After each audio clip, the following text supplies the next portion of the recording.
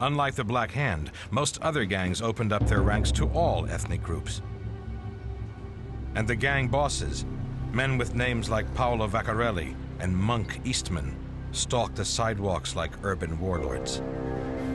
Monk Eastman is an ex-boxer whose head looks like a smashed cauliflower. He's, generally considered to be a serious psychopathic thug. And yet he manages by, force of example energy to sort of assemble this sort of large mass of the folks around him. It was in the big street gangs that many later celebrity gangsters served a tough apprenticeship.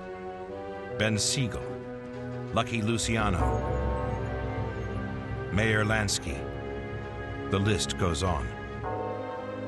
They took their knocks, they learned the ropes, and they earned respect at the point of a gun. And there'll be gun battles on 2nd Avenue where the Five Pointers, that's Vaccarelli's gang, and the Monk Eastman crowd will shoot at each other from behind girders, the elevator running overhead, much to the dismay of passers-by or being hit by free-floating fire. But they're not really defending Jewish territory and Italian territory. I mean, it's a bit of it, but they're defending praying grounds. They're defending stomping areas. They're defending territories in which they have the exclusive rights to extort, to rob, to protect illegal businesses and the like.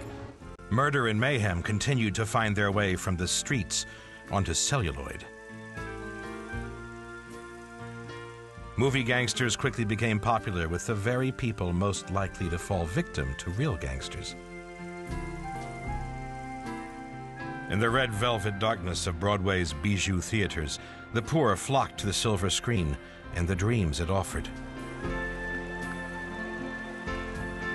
By 1907, in New York alone, 200,000 people were attending the city's 500 movie theaters every day. It was the start of a love affair between the public and gangsters that still endures.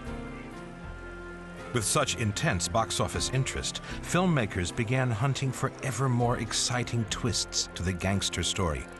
But what they came up with was to change the course of movie history.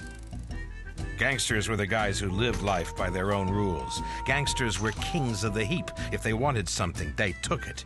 Gangsters did it their way. They got help from nobody and they needed no one. Thumbing your nose at the government, thumbing your nose at authority, and saying, I'm my own man, I'm my own authority, you can't tell me how to live, you can't tell me what's right and wrong, I'll decide. And I think that's the part of it that appeals to the American psyche. When I was making my gangster films, I was taking a somewhat Freudian approach, and I said the gangster represents the id, that inner drive to satisfy himself by any means whatsoever. And I think we all have that id, we all have that desire, so we respond unconsciously to what the gangster is doing. He's the individual who goes up against society, the man from the outside who attacks the inside, and as we know, 9 times out of 10, the inside wins. But for a moment, he has a victory of his own.